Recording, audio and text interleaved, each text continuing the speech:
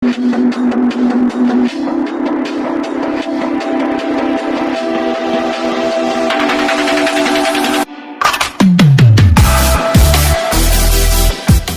alaikum Pakistan, this is your host MJ Malik for the latest episode of Cricket Talk with MJ Malik। Mean कि आपने एक दफ़ा तो उन लोगों के मुंह के ऊपर तमाचा रसीद कर दिया जो आपको कहते थे कि आप सुपरस्टार नहीं हैं और आपको वो किसी भी सूरत में स्टार कंसिडर नहीं कर रहे। एक तो आपने प्रेस कॉन्फ्रेंस में लास्ट मैच के बाद पहले उनके मुंह के ऊपर तमाचा रसीद कर दिया कि आप उनको जानते ही नहीं। बात करूँ मैं आफ्ताब इकबाल की और उनके ऊपर बाबर आजम का टेक जो था, एक अच्छा रिप्लाई है उन लोगों के लिए जो डिस्ट्रक्टिव क्रिटिसिज्म करते हैं उन प्लेयरों के खिलाफ जो उन्होंने ऑलरेडी पाकिस्तान को बहुत ज़्यादा सर्व किया हुआ है। और मेरा नहीं ख्याल कि आफ्ताब इकबाल को इस किस्म की स्टेटमेंट देनी चाहिए थी। आई डोंट नो कि he was paid for this kind of content और he was deliberately said that, but it wasn't a good statement against superstar of Pakistan. आपके पास अगर शाहिद अफरीदी, शोएब अख्तर के बाद स्टिल टीम के अंदर कोई स्टार हमने काफ़ी अर्से के बाद देखा है जिसको वाकई आप एक आइडलाइज कर सकते हैं बैटिंग प्रोस्पेक्ट से, तो वो बाबर आजम है। और अब रनिंग फेज के अंदर हमारे पास शाहीन अफरीदी है और इसके अलावा हारिस रऊफ और रिजवान है। यानी कि हम स्टार बिल्डिंग प्रोसेस के अंदर आ चुके हैं कि हमारे प्लेयर वाकई वो स्टार जो है, स्टार जो ग्लैमर होता है उनका जो क्रिज्मा है वो वाकई नजर आना शुरू हो गया। अब आप उनके ऊपर इस किस्म का डिस्ट्रक्टिव क्रिटिसिज्म नहीं कर सकते। ऑल्दो हर बंदे के अंदर लूप होल्स होते हैं, आप लूप होल्स को कवर करते हैं, लेकिन इसका ये मतलब नहीं है कि आप उनके ऊपर अजीब तरीके से बछाड़ कर दें। खैर, ये तो बातें होती हैं कि बात करते हैं आज की पाकिस्तान की विक्ट्री की। पाकिस्तान ने ट्राई नेशन सीरीज जो है वो क्या ही आला तरीके से जीत ली है और सो लॉन्ग सो वेटेड हमारा जो मिडिल ऑर्डर था वो क्लिक नहीं कर रहा था। फाइनली हमारे मिडिल ऑर्डर ने कुछ परफॉर्म किया है और हमारे वर्ल्ड कप में जाने से पहले एक ग्लिम्स हमें नजर आई कि हमारे मिडिल ऑर्डर में जो स्ट्रेंथ है वो कुछ आहिस्ता आहिस्ता नजर आना शुरू हुई है। जिनके ऊपर काफी ज्यादा क्रिटिसिज्म हो रहा था उन्होंने फाइनली परफॉर्म किया। हैदर अली आज उसने 6 इनिंग खेली 31 रन की 15 बॉल के ऊपर, और हमें एक अच्छा जो हम ऑलमोस्ट जो टफ कॉन्टेस्ट में जा रहे थे उसने वहां पे हमें कम बैक करा और पाकिस्तान को एक स्टैंडिंग पोजीशन के अंदर ऊपर ला के खड़ा किया। और उसके बाद हमारे पास जो फाइंड ऑफ द टूर्नामेंट है मोहम्मद नवाज, ऑलरेडी वो फाइंड थी लेकिन उसने अपने आप को प्रूव किया है कि जब भी उसके ऊपर आपने रिस्पॉन्सिबिलिटी थ्रो किया है वो उसने आपको डिसअपॉइंट नहीं किया। और वाकई एक हमारे पास मंजा प्लेयर जो है मिडिल ऑर्डर के अंदर वो मोहम्मद नवाज की जरूरत में सामने आया। टॉस पाकिस्तान ने आज जीता और न्यूजीलैंड को पहले बैटिंग की दावत दी और कंडीशन वही थी कि हमें पहले तो पता नहीं होता कि हमें टॉस जीत जाए, अगर बैटिंग करने की तो हमारे पास टारगेट क्या, कितना टारगेट में सेट करना है। अनलेस कोई किसी मिनोस के साथ हमारा मैच पड़ जाए तो हम वो 180 190 के ऊपर वापस गई खुद को स्टेबल कर लेते हैं, अगली टीम को इससे पहले कंटेन भी कर लेता था। लेकिन हमारे पास जब आगे कोई टफ ओपोनेंट आ जाए तो उसके अगेंस्ट हमें फिर अपनी स्ट्रेटजी को चेंज करना पड़ता है। हमारी बेसिक अभी स्ट्रेंथ चल रही है वो हमारे टॉप ऑर्डर बैटिंग थी जिनके ऊपर बहुत ज़्यादा रिलाई कर रहे थे कि हम चेज के ऊपर जाएंगे, पहले हम बॉलिंग करके अगली टीम को कंटेन करेंगे और कंटेन करने के बाद हमारा जो बैटिंग ऑर्डर है उसको अच्छे तरीके से मेंटेन करके फाइनली चेसिंग फिनिश लाइन को अबूर कर लेगा। पाकिस्तान ने टॉस जीत के पहले बॉलिंग की और स्टार्ट हमारा कुछ अच्छा नहीं था। अभी इनके शुरू में ही स्लॉगिंग चलती रही है। विलियमसन ने एक 2021 के वर्ल्ड कप के फाइनल के बाद आज उसने 15 बनाई है, ठीक है। उसका सो लॉन्ग जो पीरियड था फाइनली ओवर हुआ और उसके जो फाइनल थी 50 की वो क्रॉस की, बड़ी अच्छी इनिंग खेली। उसके साथ कॉनवे था और इसके बाद फिलिप्स और उनका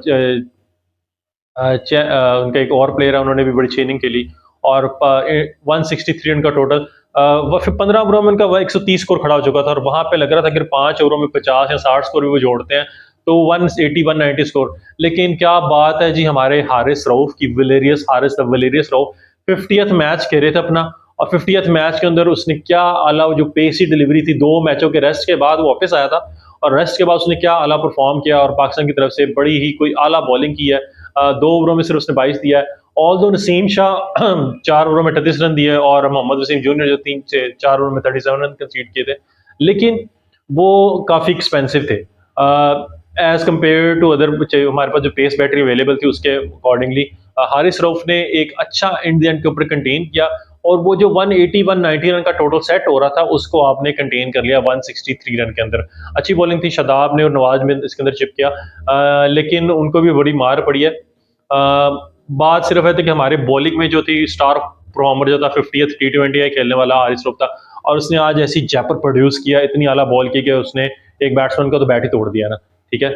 और ये देखें आपके सामने कुछ शेयर कर रहा हूँ बैट के, यानी कि वो सीरियस पेस प्रोड्यूस कर रहा है और वर्ल्ड कप के अंदर it's going to be very lethal against any opponent, क्योंकि उसके पास ऑलरेडी बिग बैश लीग खेलने का तजर्बा भी है। ऑल्दो से वहाँ पे भी बड़ी मार पड़ी हुई है, लेकिन वहाँ पे वो विक्ट्री भी निकालता रहा, एक मैच में 5 पे उसकी हैट्रिक भी वहाँ पे है। और बिग बैश में एमसीजी के खिलाफ मेलबर्न जो है टीम है उनके, उसके साथ ही वो खेलता रहा है, और होप्स हो कि वो अपनी बिग बैश के जो एक्सपीरियंस है वो यहाँ पे यूटिलाइज करेगा और पाकिस्तान को एक अच्छी विक्ट्री जो है स्टार्टिंग मैच में अगेंस्ट इंडिया वो देखने को मिलेगी। अगली बात करते हैं हमारी बैटिंग की। स्टार्ट हमारा अच्छा नहीं था, यानी कि स्लो स्टार्टर है एज यूजुअल। हम जो हमारे ओपनर हैं वो थोड़ा टाइम लेते हैं विकेट के ऊपर खड़े होने के लिए, उसके बाद वो अपनी जो बेसिक है तो बेसिक के बाद वो अपनी पावर रेटिंग में जाते हैं। बाज़ हो तो वो पावर रेटिंग बड़ी चल जाती है, और बाज़ होता है कि हमारी जो बेसिक है वो स्ट्रगल कर रही होती है। बाबर आजम जल्दी आउट होकर 15 स्कोर बना के, उसके बाद आपके पास शान मसूद 10 ओवरों में 64 स्कोर था और वो स्ट्रगल कर रहे थे। मैंने देखा कि उससे उस बेचारे की जो हिटिंग रेंज है ना वो बड़ी लिमिटेड किस्म की है। या तो वो कोशिश करता है कि वो ओवर द मिड ऑन जाने की कोशिश करता है, मिड ऑफ जाने की कोशिश करता है, ऑफ पे जाने की, लेकिन वो मेजॉरिटी बॉल्स को वो मिस कर रहा होता है, यानी मिस कैलकुलेटेड शॉट होती हैं।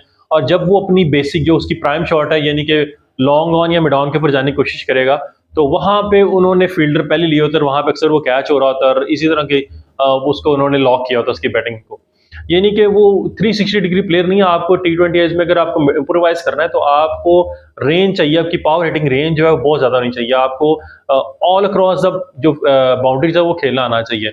अगर आप एक साइड के बहुत अच्छे प्लेयर और बाकी साइड के ऊपर अच्छा नहीं खेल रहे तो फिर आप फंस जाएंगे, अगली टीम आपको मार कर लेगी उस एरियाज के अंदर और आपसे स्कोर नहीं होगा। इन द एंड ये होगा कि आप प्रेशर बिल्ड करेंगे और प्रेशर पाइल अप होने की सूरत में आप जब पड़ाएंगे कैच पटा देंगे इन द एंड, और नीचे वाली जो आने वाला ऑर्डर बैटिंग ऑर्डर होगा उसके ऊपर प्रेशर बहुत ज़्यादा बिल्ड हो जाएगा। शान मसूद फ्लॉप हुए, उसके बाद हमारा रिजवान है वो भी काफ़ी, उनका स्ट्राइक रेट का इशू है, लेकिन इन द एंड वो बाय हुक और बाय क्रूक वो किसी ना किसी तरीके से 50 अपनी प्रोड्यूस कर देते हैं, यानी कि आप एक अच्छी इनिंग दे जाते हैं। आज ने 34 स्कोर किया 29 बॉल्स के ऊपर। पाकिस्तान उस टाइम स्ट्रगल कर रहा था, 3 आउट हो गए थे। उसके बाद हमारे हैदर अली और नवाज ने इजी रन्स को कंटेन करते करते Aahista Aahista slow and study 15 over तक गए हैं। और उसके बाद आपका जो इश सोडी का ओवर था उसके अंदर पूरा मैच ही बदल गया। ठीक है, 67 रन चाहिए थे आई गेस पाकिस्तान को 6 ओवरों में, और उस ओवर में 25 रन पाकिस्तान ने मारे हैं उसको। एक छक्का हैदर अली ने मारा, एक चौका मारा, उसके बाद 2 छक्के नवाज ने मारे, उसके बाद पूरा मैच ही पलट गया और उनके हाथ से हमने मैच। एक साइड पे तो हम लग रहा था कि पाकिस्तान आज बड़ा स्ट्रगल कर रहा है और वो जो शुरू के हमने ओवर जो है वो यूटिलाइज नहीं किए। बात यह है कि ये रोज बरोज हमें चांसेस नहीं मिलेंगे कि कभी कभी हमारा मिडल ऑर्डर क्रिकेट कर जाता है, कभी नहीं करता, और कभी जब नहीं करेगा तो उस किस्म के क्रिटिसिज्म होंगे कि पाकिस्तान आज आसिफ अली अच्छा नहीं खेल सका, उसको एक रोल डिफाइन किया जाता है कि आप बेचारे के पास ओवर ही 4-5 बचते हैं, ठीक है, वहां पे जाके आपने हिटिंग करनी है। ऑल दो कि जब वो आउट हुआ उस टाइम उसकी वो हिटिंग करना नहीं बनती थी, आपके पास 3 या 4 यानी कि बहुत कम स्कोर रह गया था, और यानी कि 5-6 स्कोर का डिफरेंस था बॉल्स और रन का। तो उसको चाहिए था कि वो मनूवर करता जहां पे लूज डिलीवरी आपको मिल रही है वहां पे बड़ी हिट पे जाए। जब आपको पता है कि बाउंड्रीज बहुत ज्यादा लंबी हैं तो आप बहुत ज्यादा इस किस्म की स्लॉग हिटिंग में जाएंगे, जबकि मिड ऑन मिड ऑफ जो है वो डीप खड़े हैं। अगर तो आपके आर्क में बॉल आ जाती है तो फिर तो वेल एंड गुड, और आर्क में बॉल मिड नहीं होती तो वो ऑन पे कैच हो जाएगा। आप जहां पे बनाना बॉल चल रहे हैं या आपको 5 या 10 स्कोर का डिफरेंस, जहां पे आप लूज डिलीवरी का वेट कर सकते हैं, जैसे नवाज कर रहा था, अक्रॉस द विंड अगर आप खेलेंगे तो आपका कैच कहीं ना कहीं पकड़ा जाएगा, बॉल हवा में खड़ी हो जाएगी और वहां पे कैच हो जाएगा, क्योंकि स्टेडियम की बाउंड्री जो थी वो बहुत लंबी थी, और ऑस्ट्रेलिया में इस किस्म की आपको बाउंड्री मिलेंगी, लंबे लंबे ग्राउंड होंगे और लंबी लंबी बाउंड्री मिलेंगी, और पिचेस वहां पे भी ऐसी तेज मिलेंगी। तो विंड के साथ अगर आप खेलेंगे जैसे नवाज खेले थे, और जो उनकी स्ट्रैटेजी थी हैदर अली की, विंड के साथ खेले तो विंड के साथ आपको जो नच करती थी बॉल ज्यादा वो कैरी कर रही थी हवा के अंदर।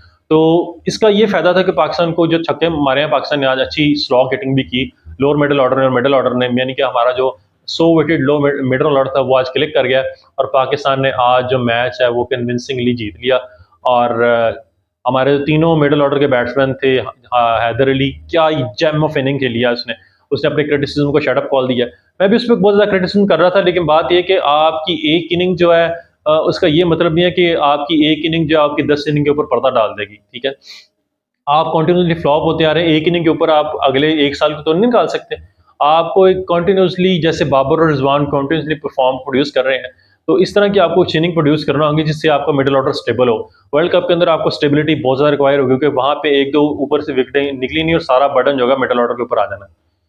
अगली बात करूंगा हैदर अली के बाद जो इनिंग थी वो नवाज की, gem of inning, second inning in consecutive row के अंदर उसने इनिंग के लिए। लास्ट मैच में भी मैन ऑफ द मैच बनता था लेकिन रिजवान को देकर आज से मैन ऑफ द मैच देगा। क्या इनिंग खेली फाइनल ऑफ द टूर्नामेंट्स की जो फॉर्म लगी हुई है बड़ी अच्छी फॉर्म है। होप्स हो कि he will carry this form in world cup और पाकिस्तान के लिए ये एक मैसिव जो है ब्रेक थ्रू साबित होगा और वो एक अच्छा जो हमारा मिडिल ऑर्डर वो भी स्टेबल होगा। और ये भी कुछ रूमर चल रहे हैं कि इसके बाद सिलेक्शन जो है टीम सिलेक्शन के आज 15 अक्टूबर को अनाउंसमेंट होगी और इसमें कुछ चेंजिंग भी की जाएंगी और पाकिस्तान में कुछ मजीद इंक्लूजन होगा मिडिल ऑर्डर के अंदर। और पाकिस्तान ने कन्विंसिंगली जो मैच था वो आज जीत लिया और कॉन्ग्रेचुलेशन टू टीम पाकिस्तान। और एक अच्छा वर्ल्ड कप से पहले पाकिस्तान को ब्रेक थ्रू मिला है कि आपने प्रेपरेशन जो है वो आपकी अच्छी जा रही है और इसके बाद 2 वार्म अप मैचेस भी हैं पाकिस्तान के, इंग्लैंड के साथ है और एक आपका अफगानिस्तान के साथ है। होप्स हो कि पाकिस्तान उसके अंदर अपने तमाम जो सोर्सेज उसको यूटिलाइज करेगा और एक अच्छी बेंच स्ट्रेंथ है जो आपको टीम को लाने। बात क्रिटिसिज्म इस वजह से हो रही है बाबर आजम के ऊपर क्या वो मैं आफ्ताब इकबाल के स्टेटमेंट से इसलिए एग्री करता कि देखें आपके पास जब एक बड़ा पूल है उसमें से आपने यंग लॉर्ड को खिलाना है, आपने आगे भी प्लेयरों को लेकर चलना है। अगर आप ये कह दें कि जी मैं अपने ओल्ड कोलीग्स को खिलाना शुरू कर दूं या ऐसा कुछ फेवरेटिज्म करूं, देखिए उसके पास चॉइस क्या है इस वक्त, आपके पास जो अवेलेबल पूल है उसमें से उसने खिलाना है ना। तो खिलाने की बात है कि अभी अवेलेबिलिटी जो थी उसमें से उसने अच्छी यूटिलाइजेशन की और पाकिस्तान टूर्नामेंट जीत गया। लेकिन ये यूटिलाइजेशन लॉन्ग रन में आपको फायदा नहीं देगी। अभी कुछ प्लेयर आपके काफी स्ट्रगल कर रहे हैं। बहुत सी चीजें विक्ट्री के सूरत में अंडर द कारपेट चली जाती हैं, लेकिन अगर जब आप हारते हैं तो आपकी सारी जो मिस्टेक थी वो एक्सपोज हो जाती हैं और इसके ऊपर डिस्ट्रक्टिव किस्म का क्रिटिसिज्म होता है जो उसको आप फेस नहीं करते। और बाज़ दफ़ा आप ये होता है कि आप अपने जो ऑर्डिनरी किस्म के लोग हैं मीडिया के हैंडल करने के मामले में, ऑर्डिनरी कह रहा हूँ, और अदरवाइज तो वो लेजेंड है हमारे पाकिस्तान के, सकलान मुश्ताक कह लें, मोहम्मद यूसुफ कह लें, शॉन टैट कह लें, उनको आप भेजते हैं जिनसे मीडिया सही तरीके से टैकल नहीं होता। मोहम्मद यूसुफ के आप लास्ट टाइम स्टेटमेंट दे रहे हैं कि जी बारिश आ गई थी और हमसे उनकी टाइम में धूप निकल आई थी, उनके टाइम में बादल आ गए थे और हमारे टाइम में धूप निकली थी, इस वजह से हम वो मैच हार गए। ये जो एक्सक्यूजेज होते हैं इनसे आप बचने के लिए बेहतर है कि आप अपने मिडिल ऑर्डर को स्ट्रॉन्ग करें और आप कोई बेहतर जो इम्प्रोवाइजेशन करें मिडिल ऑर्डर के अंदर, इसको स्ट्रेंथन मजीद करें। फ़खर जमान के मतलब चल रहा है कि वो भी इसमें टीम में इंक्लूड होंगे और होप्स हो पाकिस्तान का जो बेंच स्ट्रेंथ है वो ज़्यादा स्ट्रॉन्ग होगा। अभी रूमर्स यही भी चल रहे हैं कि शोएब मलिक को भी टीम में इंक्लूड किया जाएगा और आज इसकी कोई फाइनल अनाउंसमेंट होगी कि पाकिस्तान की टीम में कौन आ रहा है कौन जा रहा है। इसके मतलब आज 15 अक्टूबर है तो आज कोई फाइनल अनाउंसमेंट इसके मतलब कर दी जाएगी। अगली बात करता हूँ जी पाकिस्तान की नमाज की, तो उन्होंने देख ली इस स्टडी का जो ओवर था वो भी हमने इसके मतलब डिस्कस किया है कि स्टडी को एक ओवर था वो टर्निंग पॉइंट था और उसी में वो पाकिस्तान ने जो मैच है वो कन्विंसिंगली जीत गया। Congratulation to Pakistan and commiseration to New Zealand team. Although उन्होंने अच्छी एफर्ट की थी लेकिन it wasn't good enough, may be 20-30 run short और पाकिस्तान ने इजीली फिनिश लाइन जो अबूर कर ली और ट्राई नेशन सीरीज जो है वो अपने नाम कर ली। बंगला वॉश सीरीज थी और बांग्लादेश वैसे ही पहले वॉश हो चुका था इसमें से। नेक्स्ट न्यूज़ है हमारे पास बीसीसीआई की तरफ से। बीसीसीआई ने एशिया कप 2023 के मतलब अपने स्टेटमेंट इशू किए हैं कि जी पाकिस्तान वो विजिट करने के इंटेंशन रखते हैं और अपने फ्यूचर टूर एजेंडा के अंदर उसने इस प्रोग्राम के अंदर पाकिस्तान के टूर को इंक्लूड किया है। ऑल दो it affiliated with the permission of government of India. अगर गवर्नमेंट ऑफ इंडिया अलाउ करेगी तो ही वो पाकिस्तान आएंगे, अगर नहीं आएंगे तो गंगोली की स्टेटमेंट यही थी, सौरव गंगोली की, कि हम फिर एसीसीए में एसीसी एशियन क्रिकेट काउंसिल में एम्फसाइज करेंगे कि टूर्नामेंट को दुबई या अबू धाबी या इसमें शिफ्ट कर दिया जाए, यूएई में शिफ्ट कर दिया जाए, जैसे कि ऑलरेडी पहले 2 टूर्नामेंट शिफ्ट हो चुके हैं। लास्ट अभी रिसेंट जो हुआ है श्रीलंका में होना था और सिक्योरिटी इशूज़ की वजह से वहाँ पे शिफ्ट हुआ यूएई में। उससे पहले वाला इंडिया में होना था, इंडिया में कुछ टीमों के कंसर्न थे, पाकिस्तान के इंडिया जाने का कंसर्न था, तो ऑटोमेटिकली उनको कुछ अपने हालात ख़राब थे तो उन्होंने फिर टूर्नामेंट को यूएई में शिफ्ट कर दिया था। तो वो third in row it's going to be third in row in UAE.